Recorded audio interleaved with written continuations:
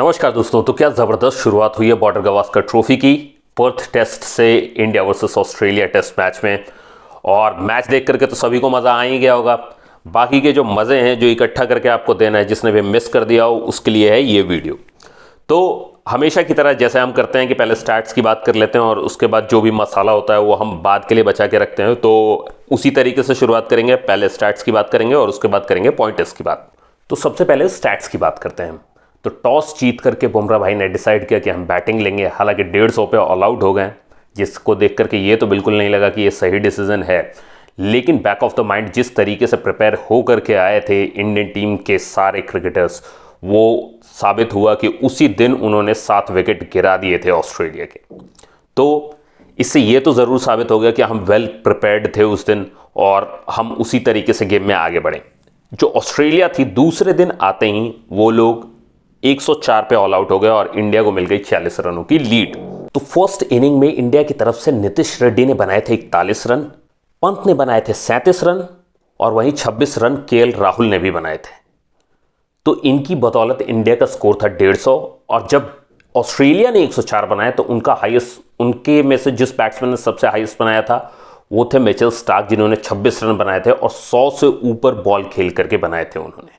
तो first inning में बुमराह ने लिए 5 विकेट 30 रन दे करके, 3 विकेट लिए हर्षित राणा ने और 2 लिए सिराज ने। तो आप कह सकते हो जो मेन बॉलर्स थे उन्होंने ही पूरी ऑस्ट्रेलियन बैटिंग को खत्म कर दिया, ध्वस्त कर दिया। उसके बाद इंडिया जब अपनी सेकंड इनिंग खेलने आई तो इन्होंने बनाया टोटल 487 और डिक्लेयर कर दी इनिंग।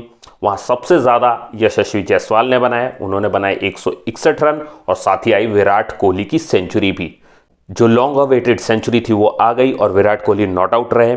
तो इसी का इंतजार था हम लोगों को। साथ ही 77 रन बनाए थे केएल राहुल ने ओपनिंग आकर के यशस्वी जायसवाल के साथ। वो 77 रन बहुत इंपॉर्टेंट थे क्योंकि उनका टिके रहना उस दिन बहुत ज़रूरी था। तो इन लोगों की बदौलत 487 का टोटल स्कोर बना। तो टोटल हमने 533 रन की लीड ले ली थी। 534 रन का चेज था। उसको चेज करते हुए पूरी ऑस्ट्रेलियन टीम 238 पे ऑल आउट हो गई। इस इनिंग में भी बुमराह 3 विकेट लेके गए, सिराज भी 3 विकेट लेके गए। और ऑस्ट्रेलिया की तरफ से जो हाईएस्ट स्कोर था वो था ट्रेविस हेड का, उन्होंने 89 बनाए और मिचेल मार्श ने बनाए 47 रन्स। तो ये था मैच का पूरा हाल। मैन ऑफ द मैच बने जसप्रीत बुमराह, उनके 8 विकेट के कंट्रीब्यूशन के लिए और जैसी उन्होंने कैप्टेंसी की है उसके लिए। तो ये तो था मैच का हाल स्टैट्स में। लेकिन कौन से थे वो टर्निंग पॉइंट्स जहां पर मैच बदल गया? तो सबसे पहली बात है कि जब आप टॉस जीतते हो और उसके बाद आप बैटिंग चूज कर रहे हो और आपकी टीम 150 पे ऑल आउट हो जाती है, वहां से टीम को उस तरीके से मोटिवेटेड रखना, उस तरीके से जगा के रखना कि नहीं हम भी ये कर सकते हैं और इनसे बेटर कर सकते हैं। तो पहले तो वो चीज साबित होती है। तो पूरा क्रेडिट जाता है बुमराह की कैप्टेंसी को, नो डाउट। कई लोग कह रहे थे कि नहीं भाई पर्दे के पीछे से कैप्टेंसी कोई और कर रहा है, लेकिन भाई सच्चाई तो ये है कि ये कैप्टेंसी बुमराह ही कर रहा है। अगर 2-4 फील्ड सेटअप इधर उधर होती है तो वो कई बार कीपर भी कर रहा होता है, कई बार और भी लोग डायरेक्शन दे देते हैं, बॉलर भी दे देता है, लेकिन क्रेडिट सारा जाता है कैप्टन को।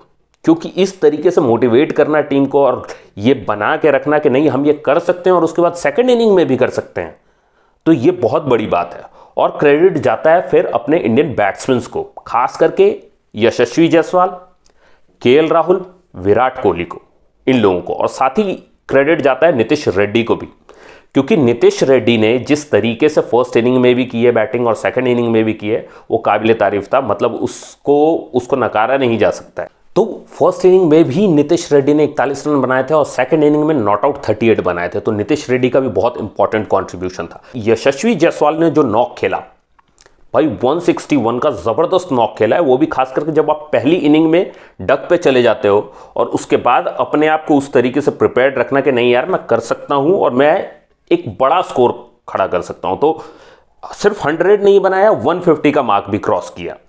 तो ये बहुत बड़ी बात थी। इसी के साथ यशस्वी जायसवाल ऑस्ट्रेलिया में शतक लगाने वाले, अपने पहले टेस्ट मैच में ही शतक लगाने वाले तीसरे बल्लेबाज बन गए। एक साल में टेस्ट में सबसे ज्यादा 6 मारने का भी रिकॉर्ड इन्होंने तोड़ दिया। इन्होंने टोटल 35 मारे हैं और अपने पहले 15 टेस्ट मैचों में 1500 रन बनाने वाले वो पहले एशियाई हैं।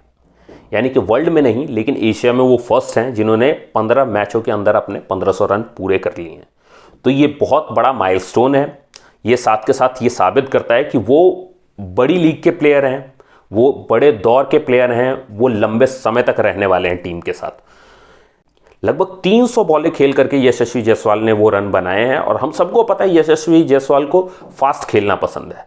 तो बहुत बड़ा क्रेडिट जाता है केएल राहुल को भी, जिन्होंने उनको काफ़ी सपोर्ट किया, वहाँ पर रोके रखा, और उस तरीके से जो उनके बीच की कॉन्वर्सेशन चल रही हैं उसके हिसाब से, जैसा कि पैट कमिंस ने भी बताया कि उन्होंने उनको काफ़ी काम करके रखा, जिसकी वजह से वो एक लंबी इनिंग बिल्ड भी कर पाए। तो बिल्कुल क्रेडिट जाता है केएल राहुल को भी। साथ ही सबसे ज़्यादा खुशी की बात है कि विराट कोहली की जो सेंचुरी है, विराट कोहली के कमबैक की तरह आया है। Not out 100 run banana Australia में, वो भी पर्थ में, ये बहुत ज़्यादा कॉन्फिडेंस देगा विराट कोहली को, और उससे ज़्यादा कॉन्फिडेंस देगा उन लोगों को जो उनकी सेंचुरी का वेट कर रहे थे। सबसे बड़ी बात है कि मुंह बंद कर देगा उन क्रिटिक्स का जो कह रहे थे कि विराट कोहली अब रन नहीं बना रहे हैं, तो उनके लिए भी अब ये तोहफा आ गया है। बहुत बड़ा क्रेडिट जाता है इंडियन बॉलिंग लाइनअप को, इंडियन कैप्टेंसी को, जो बुमराह कर रहे थे, कि जिस तरीके से एक पेसर आता है और उसके बाद टीम को लीड करता है, उसका फायदा दिख रहा है हमें बॉलिंग में, कि बॉलर्स को ना वो कॉन्फिडेंस मिल गया है कि यार हम इस तरीके से, मतलब बॉलिंग डिपार्टमेंट में लीड करके, विकेट गिरा करके हम अपनी टीम को कैसे कॉन्फिडेंस दे सकते हैं ताकि हमारे बैट्समैन भी अच्छा कर पाए। अगर जैसे हमने वो 46 रन की लीड ले ली है, अगर वो 46 रन की लीड नहीं होती तो वो कॉन्फिडेंस गेन करना मुश्किल था, लेकिन इससे हमें पता चल गया कि हमारे बॉलर भी कर सकते हैं, तो फिर खुल के अपना गेम सभी खेल पाए, और उस तरीके से हमने लीड किया। अब कुछ कमियों की अगर हम बात करें तो जो फर्स्ट इनिंग में बैटिंग हुई है उसमें मैं कहना चाहूंगा कि भाई यशस्वी जायसवाल की तो मैं बुराई नहीं करूंगा, इसलिए नहीं करूंगा क्योंकि वो एक अटैकिंग गेम खेलते हुए आउट हुए हैं, उसमें उनका एज चला गया है। वो बहुत हद तक फेयर है कि आप उस तरीके से खेलोगे एज लग सकता है, और वो बहुत फेयर है। लेकिन उसके अलावा अगर मैं बात करूं जुरेल की या पडिक्कल की, इवन विराट कोहली की भी फर्स्ट इनिंग में अगर मैं बात करूं, तो विराट कोहली अपना बैट नहीं बचा पाए बॉल से। वो समझ गए थे कि बॉल इस तरीके से आने वाली है, लेकिन उनका थोड़ा सा कंट्रोल नहीं रहा बैट पे, और वो एज लग गया। तो उस चीज को एक बड़े खिलाड़ी से आप ये एक्सपेक्ट नहीं करते हो। साथ ही बात करूंगा पडिक्कल की, ध्रुव जुरैल की, उनको क्रिटिसाइज करना थोड़ा सा अर्ली है, लेकिन जो वो डिफेंस कर रहे थे, जो सोच करके उनको टीम में लाया गया था कि हाँ भाई ये थोड़ा सा बैक कर सकते हैं टीम को, बॉल रोकेंगे और थोड़ा उस तरीके से खेलेंगे, कॉन्फिडेंस आएगा इनमें भी, तो उस तरीके से जो उन्हें विकेट पर टिकना था वो टिके नहीं।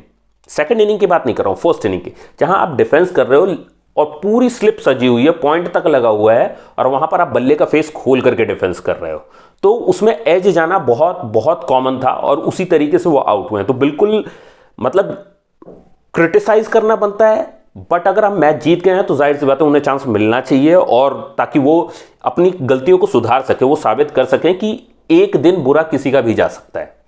ठीक है, तो मैं कहूंगा कि ये गलती होने के बावजूद भी उन्हें चांस मिलना चाहिए, और उन लोगों को ये साबित करने का मौका मिलना चाहिए। और तारीफ करनी पड़ेगी हर्षित राणा की भी, हर्षित राणा की भी तारीफ बनती है कि भाई जिस तरीके से, मतलब एक तरीके से तो अभी पहला ही मैच है और उन्होंने अभी से ही वो जंग छेड़ दी है कि वो स्टार्क को उकसा रहे हैं कि तुझसे ज़्यादा तेज़ तो मैं फेंकता हूँ। खैर झेलना तो बाद में अपने बैट्समैन को है, और बैट्समैन भी अपने कम नहीं है। यशस्वी जायसवाल ने भी बोल दिया है स्टार्क को कि भाई ये तू बहुत स्लो फेंक रहा है, ऐसे ही छक्के पड़ने वाले हैं। तो कुल मिलाकर के इन लोगों ने टारगेट किया स्टार्क को, और स्टार्क मतलब एक्सपीरियंस प्लेयर हैं उनके, अगर आप उन्हें टारगेट करोगे तो पूरी ऑस्ट्रेलिया का मनोबल टूट सकता है। तो मैं कहूँगा ये भी एक अच्छा मूव है, लेकिन इसके हिसाब से आगे भी इंडियन टीम को ऐसे ही कॉन्फिडेंस से खेलना पड़ेगा। ये नहीं कि अभी तो आपने ये कॉन्फिडेंस दिखा दिया, अभी आपने ट्रोल कर दिया और आगे आप बैकफुट पे चले जाओ। वहां भी बढ़ चढ़ के खेलना पड़ेगा, उसी तरीके से हिस्सा लेना पड़ेगा। बॉलिंग यूनिट को ऐसे ही बना के रखना पड़ेगा ताकि हम इस तरीके से अटैक कर पाएं। अगर आप देखो दोनों इनिंग का, अगर आप पैटर्न देखो तो मेन चीज यही है कि दोनों इनिंग में एक चीज तो साबित हुई है कि जो मेन बॉलिंग यूनिट है, जो मेन बॉलिंग यूनिट बुमराह जी लेके चले हैं इस बार, कि खुद बुमराह, सभी को पता है कि भाई Bumrah is the match winner player. जैसा कि सिराज ने कहा था कि I trust only one person, Bumrah भाई, and Bumrah is match winner player. तो वही वाली बात है कि भाई बुमराह भाई पे सभी को भरोसा है। उसके बाद सिराज ने जिस तरीके से सपोर्ट किया, और फिर हर्षित राणा, तो ये तीन जो मेन बॉलिंग यूनिट का पार्ट थे वो उन्होंने करके दिखाया है। वो तो ऐसा ही इसको बना के रखना है। और बाद में जो सपोर्ट करने के लिए वाशिंगटन सुंदर थे, जो बैटिंग में भी सपोर्ट करते हैं, बॉलिंग में भी नीतीश रेड्डी हैं जिनको हम फ्यूचर की तरह देख रहे हैं, हार्दिक पांड्या की तरह देख रहे हैं फ्यूचर। तो इन लोगों ने भी अच्छा खासा सपोर्ट किया है, बट मेन बॉलिंग यूनिट का अटैक इसी तरीके का होना चाहिए जिस तरीके से इन्होंने बना के रखा है। तो भाई मुझे तो ये मैच देखने में बहुत मजा आया, हर चीज़।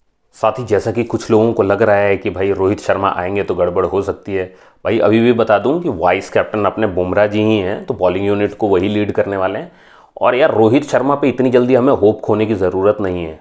रोहित शर्मा ने कुछ कम नहीं किया है टीम के लिए, तो जाहिर सी बात है वो आएंगे, वो एक स्ट्रेंथ ही देंगे टीम को, तो हमें उन पर अभी भी भरोसा रखना चाहिए और वो अच्छा ही करेंगे आकर के। तो बिल्कुल एक बात से मैं भी सहमत हूं कि उनके आने से केएल राहुल का ऑर्डर ऊपर नीचे हो जाएगा, और केएल राहुल जितना क्रिटिसाइज होते हैं एक्चुअली उतनी क्रिटिसिज्म उनकी बनती नहीं है, क्योंकि जब आपका ऑर्डर ऊपर नीचे होता रहता है तो परफॉर्म करने में प्रॉब्लम आती है, और ये सभी को पता है। अभी संजू सैमसन का आप एग्जाम्पल ले सकते हो कि उनको जब एक पोजीशन दे दी गई है तो उन्होंने अच्छा परफॉर्म किया है। तो वैसे ही केएल राहुल भी, और केएल राहुल तो ऐसा बंदा है आपके लिए भरोसेमंद, वो एक टीम प्लेयर की तरह है कि आप उसे जो कहते हो वो मान लेता है आसानी से। कभी उसने फाइट नहीं की कि नहीं मुझे एक पोजीशन दे दो स्टेबल।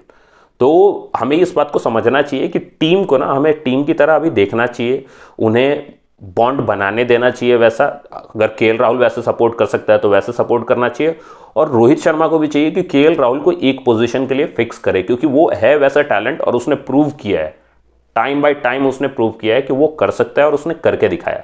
तो हमें भरोसा होना चाहिए यार रोहित शर्मा पे भी। और साथ ही जसप्रीत बुमराह कोई ऐसा नहीं है कि कैप्टन नहीं है तो वो उसका डिसीजन कहीं नहीं होगा, वाइस कैप्टन है, वो बिल्कुल सजेस्ट कर सकता है। और रोहित ने जिस तरीके से देख लिया उसको टीम को लीड करते हुए, आई एम श्योर कि उससे लेंगे, वो बहुत सारी हेल्प लेंगे और उनको बहुत कुछ देंगे लीड करने के लिए बॉलिंग यूनिट को। हम सब आज का रिव्यू आप लोगों को कैसा लगा आप मुझे कमेंट में बता सकते हो। साथ ही मैं कहूँगा लाइक करो इस वीडियो को, सब्सक्राइब कर लो मेरे चैनल को, और मिलते रहेंगे इसी तरीके से। तो अभी के लिए मैं चलता हूं, मिलेंगे नेक्स्ट मैच के रिव्यू में, या उससे पहले कुछ इंपॉर्टेंट होगा उसमें, और साथ ही आपके लिए आएगी आईपीएल से रिलेटेड वीडियोस भी टाइम टू टाइम।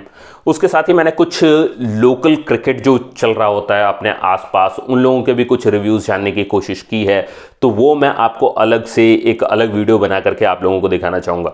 तो अलग वीडियो में आएगा वो, जहाँ पर मैं एक ग्राउंड में गया अपने फ्रेंड्स के साथ, और वहाँ पर जाकर के मैंने कुछ रैंडम प्लेयर्स से बात की कि किस तरीके से वो इंडियन टीम की परफॉर्मेंस को देखते हैं, और वहाँ कुछ विराट कोहली फैंस से भी बात हुई है। तो मिलेंगे उस वीडियो में भी। अभी के लिए मैं चलता हूँ, जय हिंद।